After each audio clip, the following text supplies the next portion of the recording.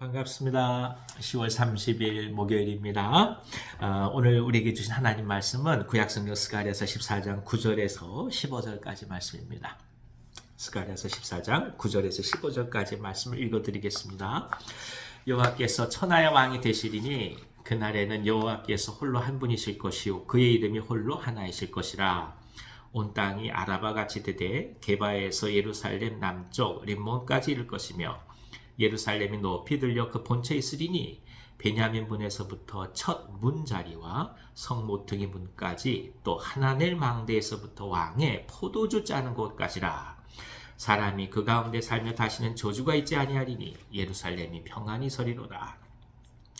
예루살렘을 친 모든 백성에게 여호와께서 내리실 재앙은 이러하니 곧 섰을 때 그들의 살이 썩으며 그들의 눈동자가 눈구멍 속에서 썩으며 그들의 혀가 입속에서 썩을 것이요 그날에 여호와께서 그들을 크게 요란하게 하시리니 피차 손으로 붙잡으며 피차 손을 들어 칠 것이며 유다도 예루살렘에서 싸우리니 이때 사방에 있는 이방 나라들의 보화 곧 금은과 의복이 심히 많이 모여질 것이요 또 말과 노새와 낙타와 나귀와 그 진에 있는 모든 가축에게 미칠 재앙도 그 재앙과 같으리라. 아멘. 아멘. 여호와의 날은 심판의 날이자 동시에 구원의 날입니다.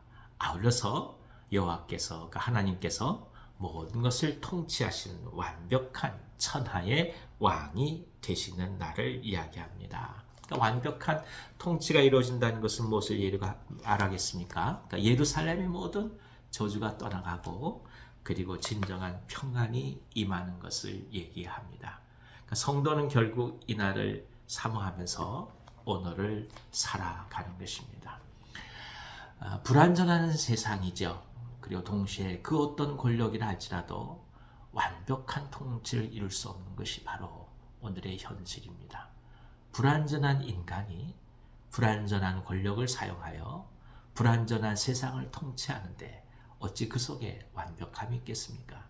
그것이 오늘이 살아간 우리들의 삶인 거죠.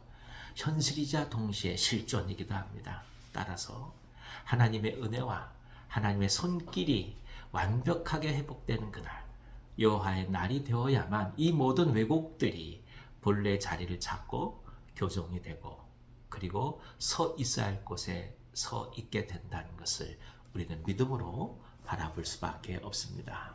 결국 성도는 이 하나님의 임재하심과 하나님의 통치하심, 왕되심을 바라보면서 오늘을 견디고 그리고 살아갈 수 있는 이유를 발견해 가면서 한 걸음 한 걸음 걸어가는 삶이라 할 수가 있는 것입니다.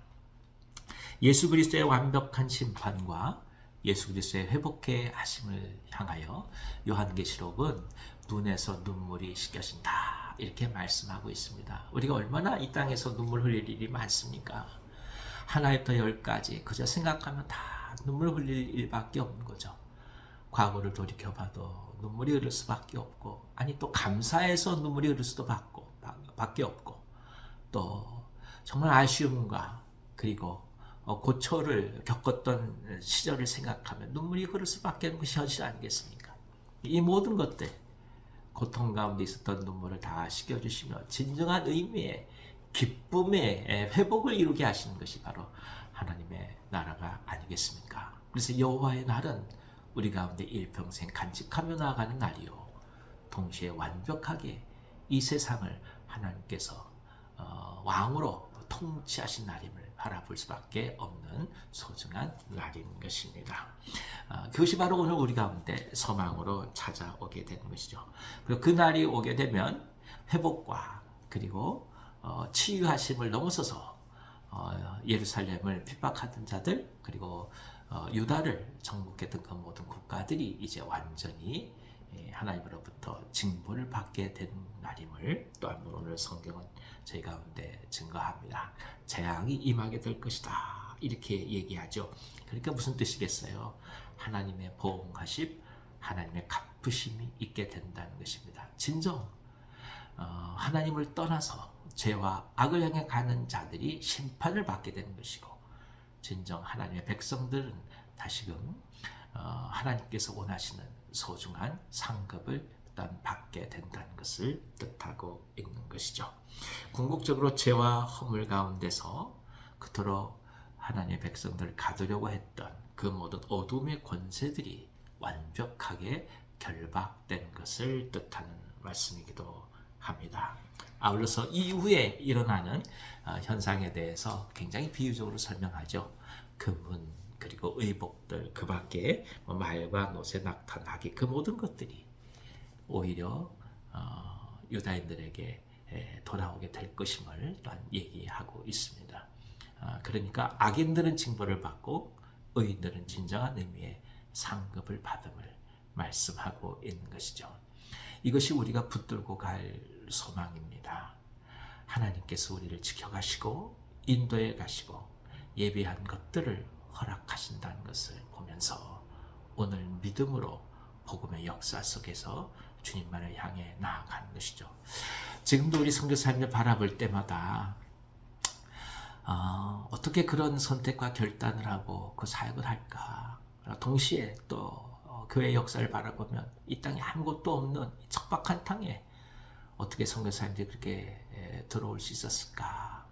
결국은 한 가지 아니겠습니까? 그분들은 세상이 바라볼 수 없는 하늘의 진정한 복을 바라본 것이고 세상이 이해할 수 없는 하나님께서 온 천하를 통치하신 날을 믿음으로 바라봤기에 그 날을 이루기 위하여 이 땅 가운데 온 것 아니겠습니까? 사랑하는 여러분, 우리가 오늘 살아가는 것은 결국 하늘나라가 이 땅에 임하는 것을 소망하면서 나아가는 것입니다. 우리가 미약한 것 같기도 하고 부족한 것 같다 할지라도 오늘 우리가 하는 하나하나의 작은 일들, 또 우리의 삶들, 또 우리의 생각들, 우리의 입술에서 나오는 이야기들, 우리의 영적 고백들이 결국 하나님 나라를 계속해서 확장되어 간다는 것을 바라보면서 여호와의 날을 기다리는 소망이 오늘 우리로부터 차근차근 이루어져가는 놀라운 역사가 가득하기를 기원합니다. 가장 작은 것이 가장 위대한 것들을 이루어갑니다. 그저 두세 사람이 모여서 함께 기도함을 통하여 하나님의 교회가 이루어져 가는 것이고 하나님의 임재가 우리 가운데 증거되는 것 아니겠습니까? 그렇습니다. 오늘 우리에게 주어진 것들을 깊이 끌어안아 가시면서 소망 중에 주님만을 바라보시고 담대하게 걸어가시는 하루 되기를 간절히 기원합니다. 기도하겠습니다. 하나님 아버지, 온 세상의 왕이 하나님 앞에 엎드리며 진정 천하의 왕으로 등극하시는 여호와의 날을 바라보면서 오늘 그 날을 이루어가는 과정이 우리의 삶이요 현실임을 알게 하시니 감사드립니다. 차곡차곡 복음 가운데서 주님의 은혜에 의지하게 하여 주시고 오늘 고난이 있고 시련이 다가온다 할지라도 하나님께서 베풀어 주시는 약속의 말씀을 붙들고 소망 중에 오늘을 살아갈 수 있도록 인도하여 주시옵소서. 병상 가운데서 기도한 종들의 기도에 응답하여 주시고 하나님 저들 가운데 함께하여 주셔서 진정 하나님 회복과 나음을 허락해 주시옵소서. 예수님의 이름으로 감사하며 축복하고 기도하옵나이다. 아멘. 아멘. 오늘 하루도 기쁨으로 승리하시기 바랍니다.